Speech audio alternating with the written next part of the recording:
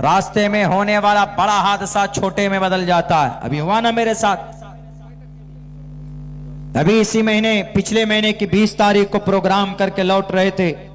रात को 3:30 पौने 4 बजे के करीब में 15 फीट से लेकर नीचे, सड़क के नीचे जाकर गाड़ी मेरी गिरी। और अल्लाह की जात से, अल्लाह ही बचाने वाला है। अल्लाह ने जर्रा बराबर एक कतरा खून का ना मेरा बहा ना मेरे ड्राइवर का बहा। कैसे बच गए ये अल्लाह ही जानता है। इतनी तेज रफ्तार में गाड़ी थी, 90 और 100 की स्पीड में, और रात के अंधेरे में ड्राइवर सो जाता है तो आदमी का जनाजा निकल जाता है। मेरी गाड़ी की हालत देखेंगे तो अभी यहीं पूर्णिया में शोरूम में गाड़ी अभी भी पिछले 25-30 दिन से है, वो गाड़ी अभी ठीक नहीं हुई, क्लेम में डाल के रखा हुआ है। तो हमें कवी उम्मीद है, एक तो यह है कि हमने प्रोटेक्शन के असबाब जो थे वो सब हमने लिए। ड्राइवर और मैं, हमेशा मेरी आदत है कि मैं गाड़ी पे बैठता हूं तो पहले नंबर पर मेरी सीट बेल्ट लगती है, दूसरे नंबर पर जो दुआ है, दुआ पढ़ते हैं, अल्लाह से मदद मांगकर चलते हैं। सुब्हानल्लज़ी सख्खर लना हाज़ा व मा कुन्ना लहु मुक़रिनीन व इन्ना इला रब्बिना लमुनक़लिबून। सवारी की दुआ है ना, आप बाइक पे बैठते हैं, बस पे बैठते हैं, गाड़ी पे बैठते हैं तो ये दुआ पढ़कर बैठिए, अल्लाह से मदद करके बैठिए। हमारी अम्मी भी बहुत दुआएं करती कि बेटा सफर पे जा रहा है तो ये अल्लाह हमारे बेटे की हिफाजत फरमा। और हम वहां जलसे से दुआ करके निकले कि अल्लाह आने वाली सफर की परेशानियों से हमारी हिफाजत फरमा। अल्लाह से मदद मांगी, लेकिन उसके साथ साथ हमने सबब को भी इख्तियार किया। सबब को यह इख्तियार किया कि सीट बेल्ट हमने हाथ में बांधी, चूंकि पीछे सोया था मैं तो वहां सीट बेल्ट रहता तो उसको हाथ में लगाया, और ड्राइवर को भी हम ताकीदन सीट बेल्ट लगवाते। सीट बेल्ट लगाया तो वो भी महफूज रहा, वरना शीशा तोड़ कर निकल सकते थे हम लोग। मैं नीचे बैठकर छत पे लगा, 2-3 मरतबा खिड़की पे लगा हूं, तब भी जाकर अल्लाह ने हिफाजत की, दर्द नहीं हुआ इतना ज्यादा। बाद में 1 दिन बाद, 2 दिन बाद में महसूस हुआ कि भाई फला जगह पर दर्द हो रहा।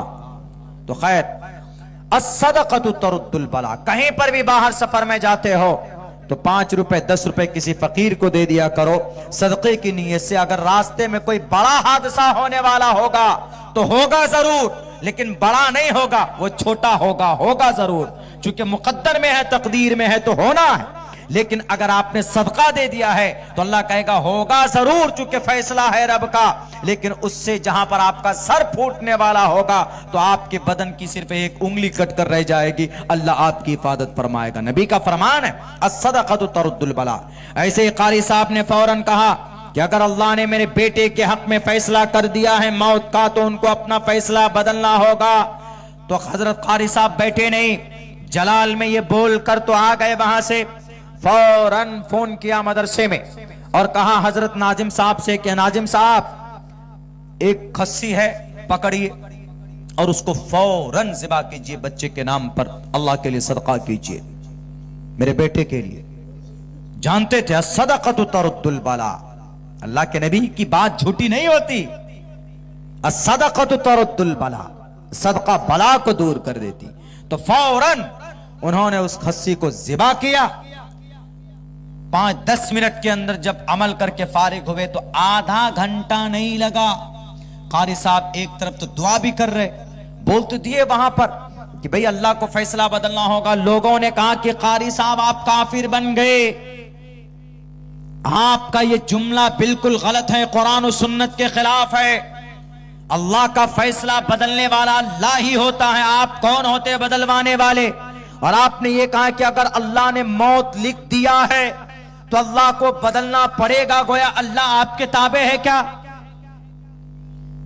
लेकिन हदीस भी है, लो अक़सम बिल्लाही, अगर कोई अल्लाह का नेक बंदा, अल्लाह जिससे मोहब्बत, जो अल्लाह से मोहब्बत करता, मन कान लिल्लाहि कान अल्लाहु लहु, जो अल्लाह के लिए होता है अल्लाह उसके लिए हो जाता।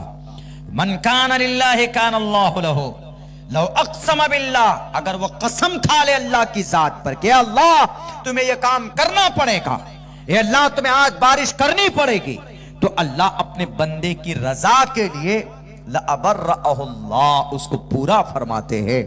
25 से 30 मिनट नहीं गुजरा था कि डॉक्टर ने बुलाकर कहा कि कारी साहब आइए, जरा इधर आइए, ये तो मिरेकल हो गया, ये तो मौजज़ा हो गया। आइए।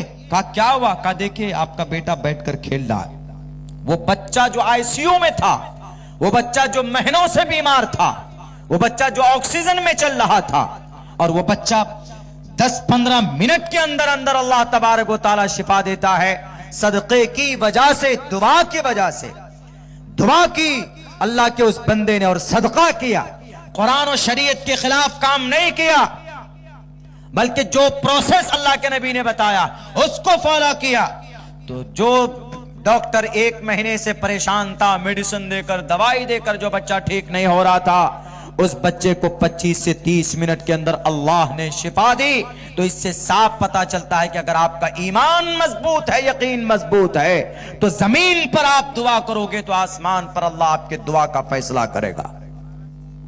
अच्छे ढंग में कुरान पढ़ने वाले, जो बच्चा हाफिज बन जाता है तो उसको अदायगी का इतना पता नहीं होता।